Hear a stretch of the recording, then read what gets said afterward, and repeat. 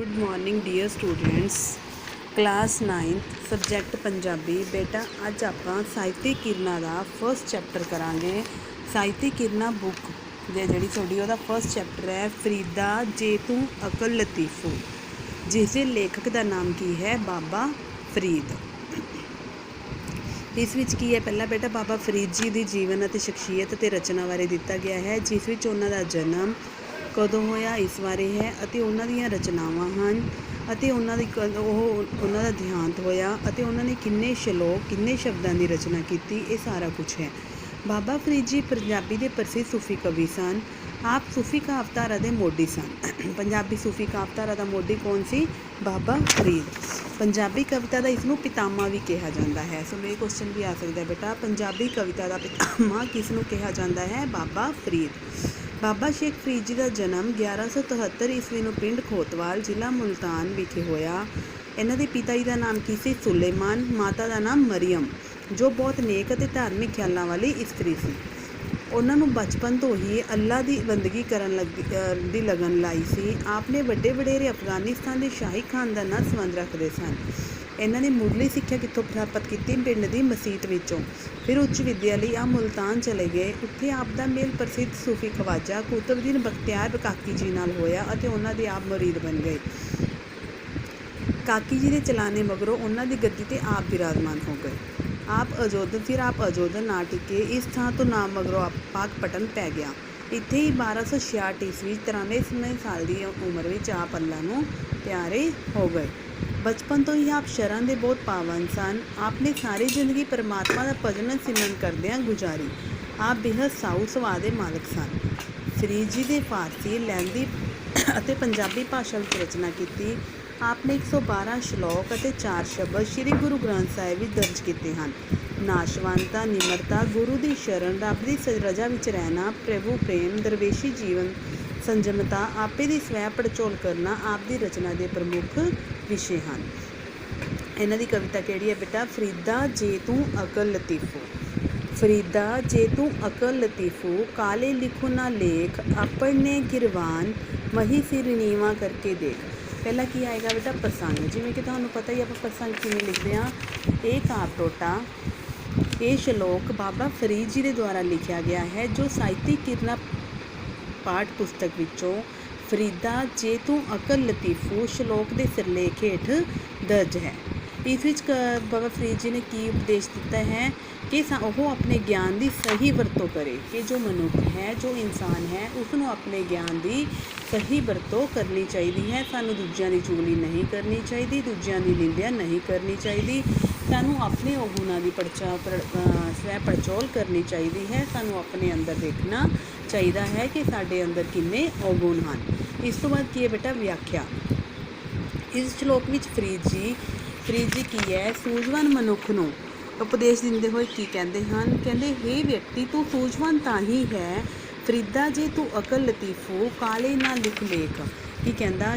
जे तू सचमुच ही इंसान नूं की कह रहे हैं? कहते जे तू सचमुच ही बहुत सूखम सूझबूझ का मालिक है, बुद्धिमान है, तो तेनों किसी किस्म के माड़े काम करके अपने के लेखा नूं माड़े नहीं बनाना चाहिए, अपने लेखा नूं काले नहीं बनाना चाहिए। भाव तेनों ज्ञान के हंकार विच आके दूजियां की निंदिया नहीं करनी चाहिए। गुरु बाबा फरीद जी की कहते हैं? कहते जिवें अपनी बुकल विच देखण लई सानू सिर नीवा करना पैंदा है, इस तरह ही सानू अपने अंदर की स्वै पड़चोल करन लई निमरता धारण करनी पैंदी है।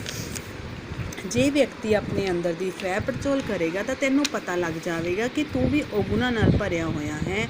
इसलिए कहता असल सूझवान मनुख कोई हुंदा है जिहड़े अपने गुणां नूं ध्यान विच रखे ते दूजियां दी निंदा ना करे।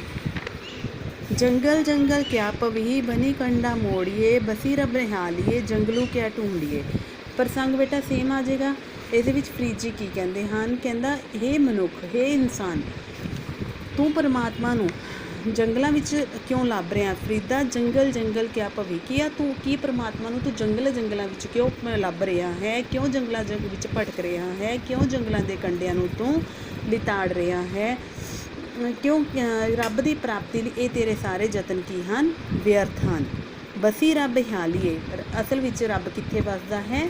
अपने अंदर ही बसदा है। ਹਰੇਕ ਵਿਅਕਤੀ ਦੇ ਹਿਰਦੇ ਵਿੱਚ ਹੀ ਰੱਬ ਦਾ ਵਾਸ ਹੈ। ਉਸ ਨੂੰ ਜੰਗਲਾਂ ਦੇ ਵਿੱਚ ਲੱਭਣਾ ਬੇਕਾਰ ਹੈ, ਕਿਉਂਕਿ ਪਰਮਾਤਮਾ ਕੋਈ ਸਾਕਾਰ ਜਾਂ ਸਥਿਰ ਵਸਤੂ ਤਾਂ ਨਹੀਂ ਹੈ। ਉਸ ਨੂੰ ਕੇਵਲ ਮਹਿਸੂਸ ਕੀਤਾ ਜਾ ਸਕਦਾ ਹੈ, ਉਸ ਨੂੰ ਦੇਖਿਆ ਨਹੀਂ ਜਾ ਸਕਦਾ। ਰੁੱਖੀ ਸੁੱਖੀ ਖਾਈ ਕੇ ਠੰਡਾ ਪਾਣੀ ਪੀਓ, ਫਰੀਦਾ ਦੇਖ ਪਰਾਈ ਚੋਪੜੀ ਨਾ ਤਰਸਾਈਓ ਜੀਓ। ਇਹਨਾਂ ਲਾਈਨਾਂ ਵਿੱਚ ਸ਼ਲੋਕ ਵਿੱਚ ਕੀ ਸਮਝਾ ਰਹੇ ਹਨ ਫਰੀਦ ਜੀ?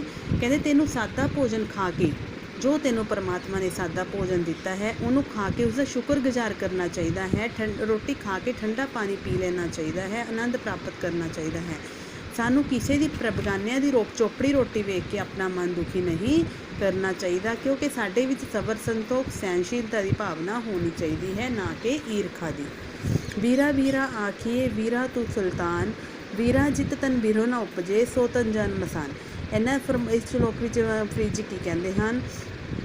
ਕਹਿੰਦਾ ਵੀਰਾ ਹੈ ਜਿਹੜਾ ਵਿਯੋਗ ਹੈ ਜਾਂ ਵਿਛੋੜੇ ਨੂੰ ਅਕਸਰ ਨਿੰਦਿਆ ਜਾਂਦਾ ਹੈ, ਵੀਰੇ ਨੂੰ ਅਕਸਰ ਨਿੰਦਿਆ ਜਾਂਦਾ ਹੈ, ਜਦਕਿ ਉਲਟਾ ਕੀ ਹੈ? ਵੀਰਾ ਤਾਂ ਮਹਾਨ ਹੁੰਦਾ ਹੈ।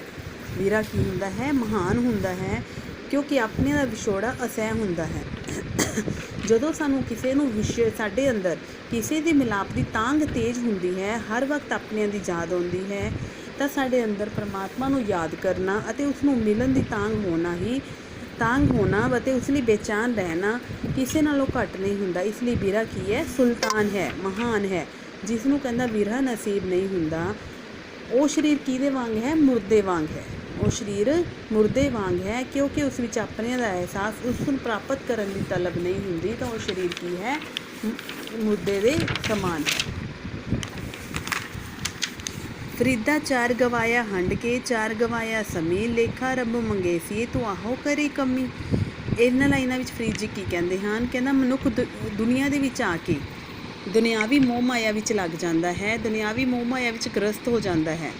ਉਸਨੇ ਕਹਿੰਦਾ ਜਿਹੜੀ ਆਪਣੀ ਕੀਮਤੀ ਜ਼ਿੰਦਗੀ ਹੁੰਦੀ ਹੈ, ਕੀਮਤੀ ਜ਼ਿੰਦਗੀ ਦੇ ਦਿਨਾਂ ਨੂੰ ਜਾਂ ਤਾਂ ਵਿਅਰਥ ਦੁਨੀਆ ਦੇ ਵਿੱਚ ਰਹਿ ਕੇ ਹੀ ਗਵਾ ਲਿਆ ਹੁੰਦਾ ਹੈ, ਜਾਂ ਫਿਰ ਸੋ ਕੇ ਗਵਾ ਲਿਆ ਹੁੰਦਾ ਹੈ। ਹੰਡ ਚਾਰ ਗਵਾਇਆ ਸਮੀ ਕੀ ਹੁੰਦਾ? ਸੋ ਕੇ, ਜਾਂ ਉਸਨੇ ਸੋ ਕੇ ਇਸ ਜ਼ਿੰਦਗੀ ਨੂੰ ਗਵਾ ਲਿਆ ਹੁੰਦਾ ਹੈ। ਪਰ ਉਸਨੂੰ ਇਹ ਨਹੀਂ ਪਤਾ ਜਦੋਂ ਪਰਮਾਤਮਾ ਦੀ ਦਰਗਾਹ ਵਿੱਚ ਜਾਵੇਗਾ ਤਾਂ ਉਹ ਪਰਮਾਤਮਾ ਉਸ ਦੁਆਰਾ ਕੀਤੇ ਗਏ ਕੰਮਾਂ ਦਾ ਹਿਸਾਬ ਮੰਗੇਗਾ।